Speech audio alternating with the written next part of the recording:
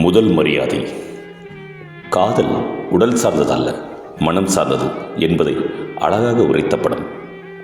இயக்குனர் பாரதிராஜாவின் கவிதை இந்த படம்.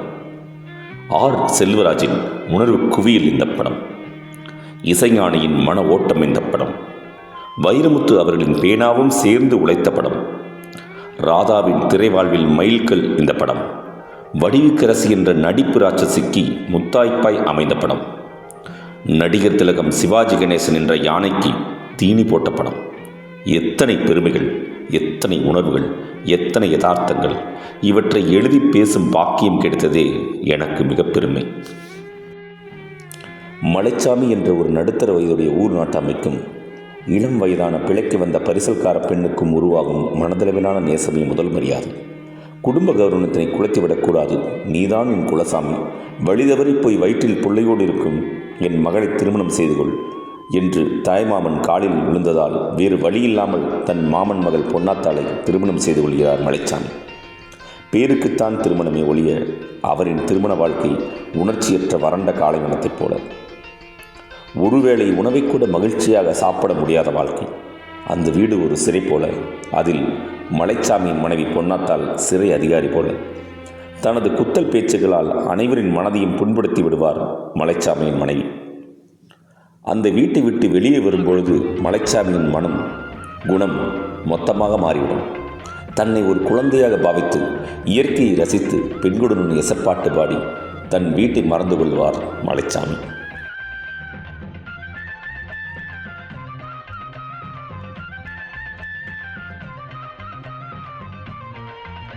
ஒரு நாள் மலைச்சாமி அவர்கள் ஊருக்கு பிழைப்பு தேடி வரும் தந்தையும் அவள் மகள் குயிலும் ஊருக்கு ஓரத்தில் ஆற்றோரத்தில் வீடு கட்டிக்கொள்ள அனுமதி கொடுப்பார் மலைச்சாமி. மலைச்சாமியுடனான முதல் சந்திப்பிலேயே அவருடன் வம்பாக பேசி நாங்களும் ஒரு காலத்தில் நல்லா வாழ்ந்தவங்க தான் என பதிவு செய்து கொள்வாள் குயில். மறுநாள் ஊருக்குள் மீன் விற்க வரும் குயில் மலைச்சாமியின் பாட்டுக்கு எசப்பாட்டு பாடி பொன்னாத்தாளிடம் மாட்டிக்கொள்வாள். குயில் பொன்னாத்தாளின் கையில் சிக்காமல் இருக்க ஒரு கூடையை வைத்து குயிலை மறைத்து விடுவார் மலைச்சாமி. அந்த கூடைக்குள் இருந்த கொஞ்ச நேரத்தில் அந்த வீட்டை பற்றி புரிந்து கொள்வாள் குயில். அதனால் மலைச்சாமியின் மீது அவளுக்கு ஒரு பரிதாபம் ஏற்படும். வயலின் வெள்ளாமையில் ஒரு மூட்டை நெல்லை கூலி ஆட்களுக்கு பகிர்ந்தளிக்கச் சொல்லி மலைச்சாமி சொல்ல, அங்கு வரும் பொன்னாத்தால் அதை நிறுத்தி மலைச்சாமியை வார்த்தைகளால் காயப்படுத்துவார். இதை நேரில் பார்க்கும் குயிலுக்கு மலைச்சாமியின் மீது ஒரு அன்பு உருவாகிவிடும்.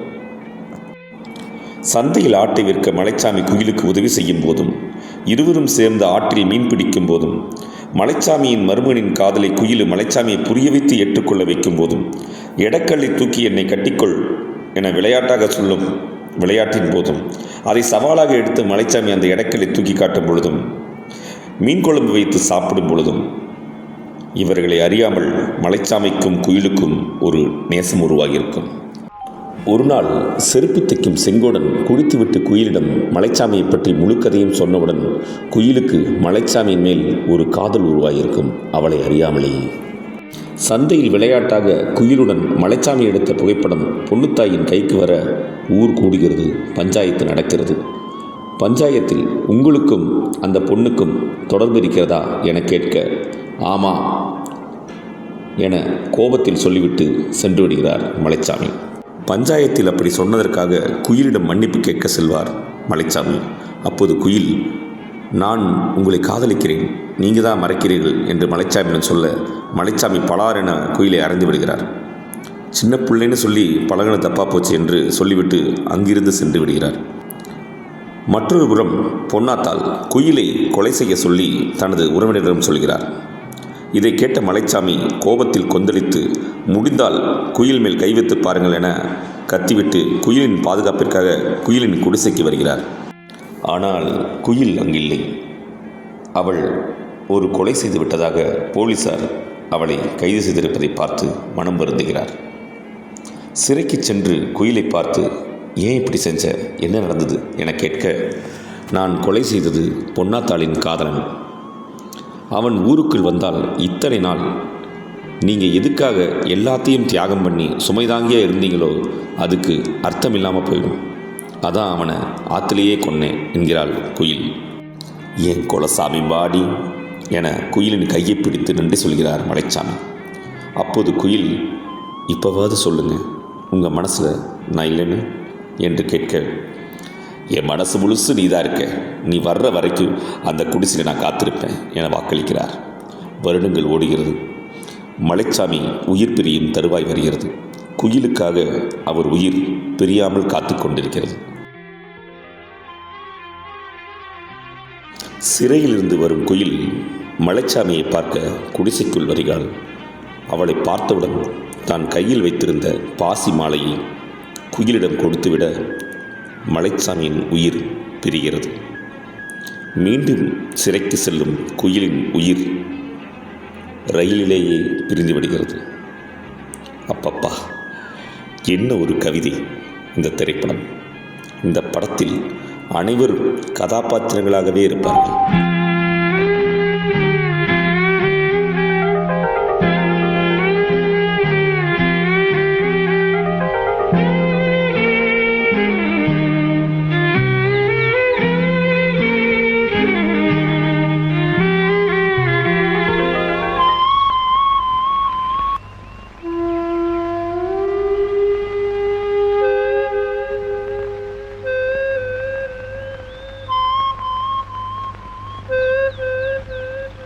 நடிகர் திலகம் சிவாஜி கணேசன் அவர்களின் யதார்த்தமான நடிப்பு. பக்கம் பக்கமாக பேசும் வசனங்கள் எதுவும் இல்லை. அவர் கன்னங்களும், அவர் புருவங்களும், அவர் உடலும், அவர் கண்களும், ஐயோ சாமி, வேறு யாரும் இந்த கதாபாத்திரத்தில் நினைத்து கூட பார்க்க முடியவில்லை. இறுக்கமான அந்த வீட்டில் இருந்து வெளியே வந்ததும் ஒரு கீரைக்காரம்மா, மாமா என்னங்க வேட்டி ஈரமாக இருக்குது என்று கேட்க, உங்கள் அக்காவனான மஞ்சள் தண்ணி விளையாடமுல என தனது உண்மையான மகிழ்ச்சியான குணத்தை காட்டி தன்னை வெளிப்படுத்துவார். ஊர் நாட்டாமை கதாபாத்திரத்தில் ஆகட்டும், வயல் பெண்களோடு எசப்பாட்டு பாடச் சொல்லி இடுப்பில் தட்டுவதாகட்டும், எசப்பாட்டு பாடி வடிவுக்கரசிடம் மாட்டிக்கொள்ளும்போது ஐயோ இவளா என முகத்தை மாற்றுவதாகட்டும், என்ன ஒரு நடிப்பு! ஏ குருவி குருவி குருவி, ஏ குருவி சிட்டுக்குருவி, ஓ சோடி எங்க அதை கூட்டிக்கிட்டு எங்க விட்டத்துல ஒரு கூடு கட்டு, பொல்லாத வீடு கட்டு பொன்னான கூடு, இப்ப பொண்டாட்டி இல்ல வந்து எங்கூட பாடு, ஏ குருவி என பாடும்போது முகபாவனையிலேயே தன் சூழ்நிலையை விளக்குவார் நடிகர் திலகம். அதனால்தான் அவர் நடிகர் திலகம். வயலில் வடிவுக்கரசி கேவலப்படுத்தும் பொழுது மனம் வருந்தி ஒரு பாடலை பாடுவார். பூங்காத்து திரும்புமா, ஏன் பாட்ட விரும்புமா.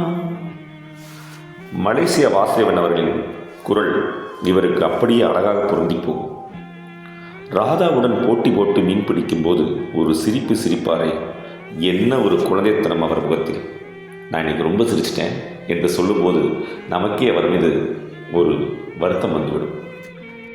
அந்த கல்லை தூக்க முயற்சிக்கும் போது யாரும் பார்க்கிறார்களா என ஒரு முறை பார்த்து கொள்ளும் போதும், ராதா சமைத்த மீன் குழம்பை சாப்பிடும் பொழுது அவர் அம்மா ஞாபகம் வந்ததும் அவர் கண்கள் கலங்கி, ஒரு பெரிய மனுஷனுக்குள்ளே எவ்வளவு கஷ்டம் பாரு என நம்மை கவலைப்பட வைத்து விடுவார்.